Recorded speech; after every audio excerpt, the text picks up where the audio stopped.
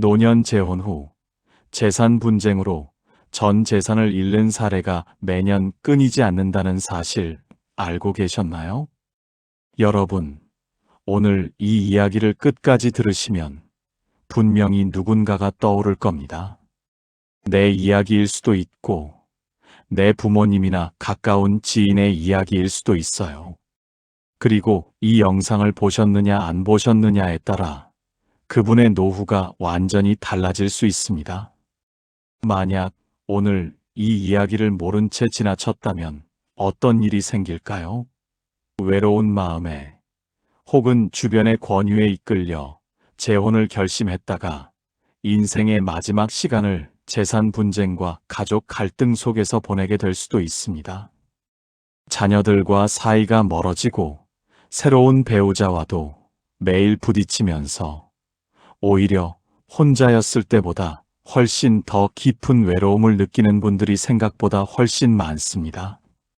이건 드라마 속 이야기가 아니라 지금 이 순간에도 누군가의 현실입니다. 지금 이 영상을 보고 계신 여러분 중에도 비슷한 상황에 있는 분들이 계실 거예요.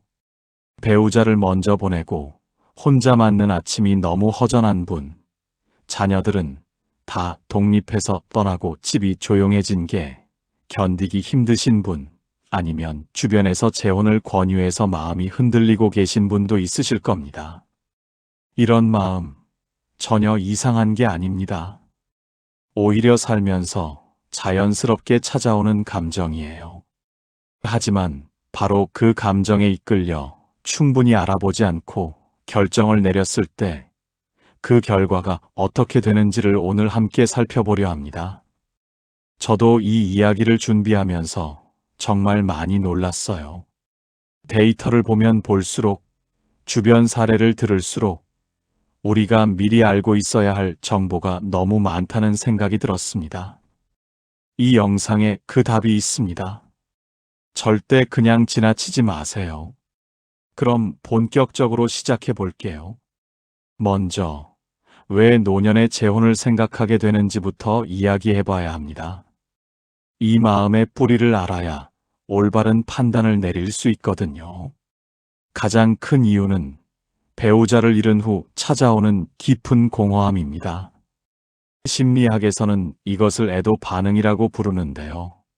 어려운 말 같지만 쉽게 말씀드리면 오랫동안 함께했던 사람이 갑자기 없어졌을 때 마음속에 생기는 커다란 구멍 같은 것입니다. 수십 년을 함께 밥 먹고 함께 잠들고 함께 아침을 맞이했던 사람이 어느 날 갑자기 사라지면 그 자리가 너무 크게 느껴지는 거예요. 이 구멍을 빨리 채우고 싶은 마음에 새로운 사람을 찾게 되는 건 아주 자연스러운 본능입니다. 두 번째 이유는 자녀들이 모두 독립한 후에 찾아오는 허전함입니다. 서양에서는 이것을 빈둥지 증후군이라고 부르는데요. 새끼들이 다 날아가고 텅 빈 둥지에 홀로 남겨진 새의 모습 같다 해서 붙여진 이름입니다. 수십 년을 자녀들을 위해 살아왔는데 그 역할이 끝나고 나면 내 삶의 이유와 방향이 흔들리는 느낌이 드는 거예요. 그 허전함을 채우고 싶어서 새로운 관계를 원하게 됩니다. 세 번째는 죽음이 가까워질수록 생기는 두려움입니다. 나이가 들수록 주변의 지인들이 하나둘 세상을 떠나는 것을 경험하게 되지요. 나도 언젠가는 그렇게 될 것이라는 생각, 그리고 그 순간을 혼자 맞이해야 한다는 것이 두렵게 느껴지면서 곁에 누군가가 있기를 바라는 마음이 커지는 겁니다. 어떠세요? 이런 감정들 조금은 공감이 되시나요? 이 마음들은 나쁜 것도 부끄러운 것도 아닙니다.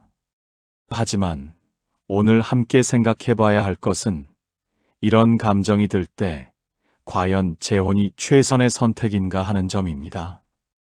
데이터를 한번 살펴볼까요? 통계청 자료를 보면 우리나라에서 60대 이상의 재혼 건수는 매년 꾸준히 늘어왔습니다. 그런데 재혼 이후의 이야기가 더 중요합니다. 한국보건사회연구원이 발표한 연구에 따르면 노년기 재혼 부부의 상당수가 결혼 후 5년 이내에 재이혼이나 별거를 경험한다고 합니다. 해외 연구 결과도 비슷해요. 65세 이상 노인들의 재혼 이후 이혼율이 같은 나이 첫 번째 결혼의 이혼율보다 훨씬 높다는 분석이 있습니다. 오랫동안 혼자 살면서 굳어진 생활 방식과 가치관이 충돌하기 때문이라는 게 전문가들의 공통된 설명입니다. 여기서 한 가지 더 놀라운 사실이 있습니다. 재혼을 결심하는 가장 큰 이유가 외로움인데, 재혼 후에도 외로움이 해결됐다고 느끼는 분들의 비율이 예상보다 훨씬 낮다는 겁니다. 전문가들은 이렇게 말합니다. 외로움이 사라진 것이 아니라 외로움의 모양이 바뀌었을 뿐이라고요. 이 말이 오늘 영상에서 가장 중요한 문장입니다. 실제로 주변에서 이런 사례를 어렵지 않게 찾아볼 수 있습니다. 70대 초반에 재혼을 하셨던 한 어르신은 처음 1년은 정말 행복했다고 하셨어요. 함께 밥도 먹고 여행도 다니고 오랫동안 느끼지 못했던 온기가 생겼다고요. 그런데 2년째로 접어들면서 조금씩 균열이 생기기 시작했습니다.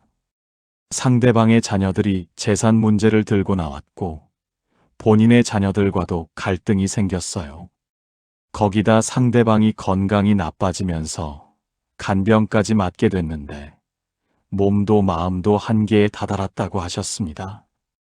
결국 3년 만에 두 분은 각자의 길을 가게 됐고 그 어르신은 이렇게 말씀하셨습니다. 혼자 있을 때보다 훨씬 더 지치고 훨씬 더 외로웠다고요. 이 이야기가 특별한 경우라고 생각하시나요? 안타깝게도 그렇지 않습니다. 그렇다면 구체적으로 어떤 현실들이 기다리고 있는지 미리 알아야 할 5가지를 말씀드릴게요. 첫 번째는 재산과 법률 문제입니다. 많은 분들이 이 부분을 가볍게 생각하시는데 실제로 노년 재혼에서 가장 많이 문제가 되는 부분이 바로 여기입니다. 결혼을 하면 법적으로 배우자에게 재산 상속권이 생깁니다. 이 말은 내가 먼저 세상을 떠났을 때 자녀들과 새 배우자 사이에서 재산을 어떻게 나눌 것인가 하는 문제가 반드시 생긴다는 뜻입니다. 실제로 이 문제 때문에 자녀들이 강하게 재혼을 반대하고 결국 부모와 자녀 사이의 관계까지 틀어지는 경우가 아주 많습니다. 평생 사랑으로 키운 자녀들과의 관계가 재혼 하나로 인해 멀어질 수 있다는 거지요. 재혼을 결심하기 전에 법적으로 어떤 문제들이 생길 수 있는지 반드시 전문가와 상담해 보시길 권합니다. 두 번째는 건강 간병의 역설입니다. 두 사람이 함께 살면 서로를 돌봐줄 수 있어서 좋겠다고 생각하시죠? 물론 그런 면도 있습니다. 하지만 실제 노년 재혼 부부를 보면 한쪽이 크게 아팠을 때 상대방이 감당해야 하는 신체적, 감정적 부담이 상상 이상으로 큽니다. 젊었을 때는 힘이 있어서 배우자를 돌볼 수 있었지만 이미 나이가 드신 상태에서는 본인도 건강이 완벽하지 않은데 상대방까지 돌봐야 하는 상황이 됩니다. 서로 돌봐주려다가 오히려 두 분 모두 지쳐버리는 경우가 생기는 거예요. 세 번째는 생활 습관의 충돌입니다. 혹시 이런 경험 있으신가요? 오랫동안 혼자 지내다 보면 자기만의 규칙과 리듬이 생깁니다. 몇 시에 일어나고, 무얼 드시고, 어떤 방식으로 하루를 보내는지 이런 것들이 나도 모르게 몸에 밴 습관이 되는 거지요. 수십 년을 그렇게 살아오신 두 분이 갑자기 한 지붕 아래 사시게 되면 어떤 일이 벌어질까요? 처음에는 서로 맞추려고 노력하지만 시간이 지날수록 작은 차이들이 쌓여 큰 갈등이 됩니다. 음식 하나, 청소 방식 하나, 잠자리 시간 하나하나가 마찰의 씨앗이 될 수 있어요. 사랑하면 이겨낼 수 있다고 생각하시는 분들이 많은데, 사랑과 생활 습관은 별개라는 게 냉정한 현실입니다. 네 번째는 자녀 관계의 균열입니다. 부모님이 재혼을 하면 자녀들은 어떤 감정을 느낄까요? 먼저 돌아가신 부모님에 대한 미안함, 새 배우자에 대한 경계심, 재산에 대한 불안감 같은 복잡한 감정들이 동시에 올라옵니다. 이건 자녀들이 이기적이어서가 아니라 어쩌면 당연한 감정의 흐름이에요.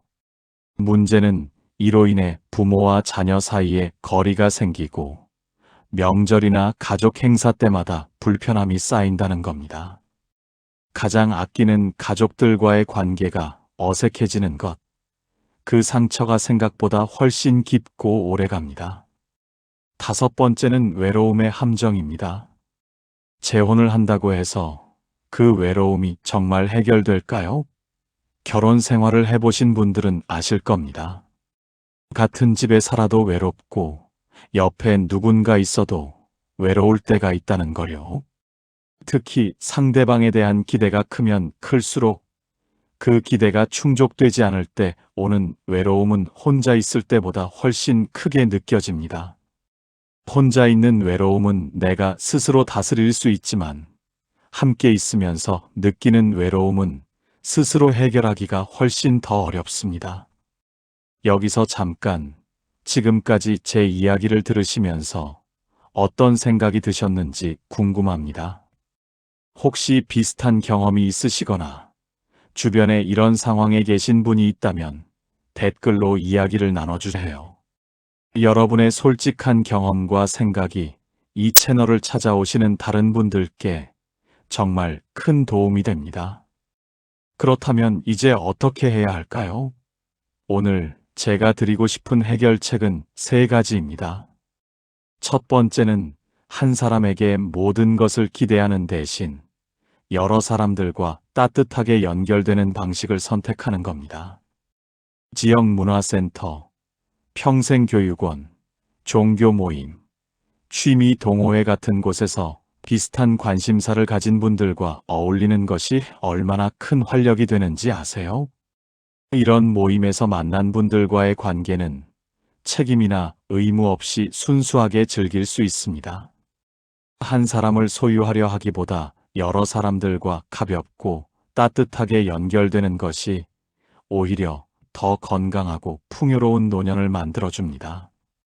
두 번째는 오랫동안 미뤄왔던 나 자신과의 만남을 시작하는 겁니다.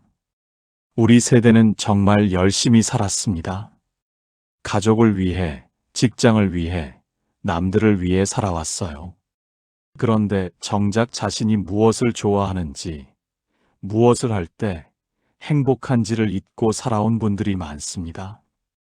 이제는 그것을 찾아갈 시간입니다. 젊었을 때 해보고 싶었는데 못했던 것들, 언젠가는 꼭 해보겠다고 마음속에 담아두었던 것들을 하나씩 꺼내보세요. 그 과정에서 예상치 못한 기쁨과 에너지를 발견하게 되실 겁니다. 세 번째는 연인이 아닌 삶의 동료를 곁에 두는 겁니다. 함께 밥을 먹을 수 있는 친구, 힘든 일이 생겼을 때 전화할 수 있는 이웃, 산책을 같이 할 수 있는 동네 지인이 바로 삶의 동료입니다. 결혼이라는 제도 안에 묶이지 않아도 이런 관계들이 쌓이면 외로움은 훨씬 줄어들고 삶은 훨씬 풍요로워집니다. 서로의 삶을 존중하면서 필요할 때 함께할 수 있는 관계, 그게 노년에는 더 큰 힘이 됩니다. 그리고 한 가지 더 말씀드리고 싶은 게 있어요. 혹시 지금 이 영상을 보시면서 이미 재혼을 하신 분들도 계실 겁니다. 그분들께는 이렇게 말씀드리고 싶어요. 오늘 제가 드린 이야기는 재혼을 후회하라는 말이 아닙니다. 이미 함께하고 있다면 지금부터라도 솔직한 대화를 나눠보세요. 재산 문제는 미리 정리해 두시고 서로의 생활 습관을 있는 그대로 인정해 주시고 자녀들과의 관계도 꾸준히 살펴보세요. 늦었다고 생각할 때가 가장 빠른 때라는 말처럼 지금 이 순간부터 조금씩 다듬어 나가면 충분합니다. 재혼을 생각하고 계신다면 딱 한 가지만 스스로에게 물어봐 주세요. 지금 이 마음이 진정한 사랑에서 비롯된 것인지 아니면 외로움이나 두려움에서 비롯된 것인지를요. 그 대답이 나온 뒤에 결정하셔도 절대 늦지 않습니다. 오늘 당장 거창한 결심을 하실 필요 없습니다. 딱 하나만 해보시겠어요? 오랫동안 연락이 끊겼던 친구에게 문자 하나만 보내보세요. 가까운 문화센터 정보를 검색해보세요. 아니면 오늘 저녁 하고 싶었는데 미뤄온 것 하나를 노트에 적어보세요. 변화는 거창한 결심이 아니라 작은 행동에서 시작됩니다. 앞으로도 이 채널에서는 여러분의 삶에 실질적으로 도움이 되는 이야기들을 계속 나눠드릴 예정입니다. 다음 영상에서 또 유익한 이야기로 찾아뵐게요. 오늘 영상이 도움이 되셨다면 구독과 좋아요가 정말 큰 힘이 됩니다. 감사합니다.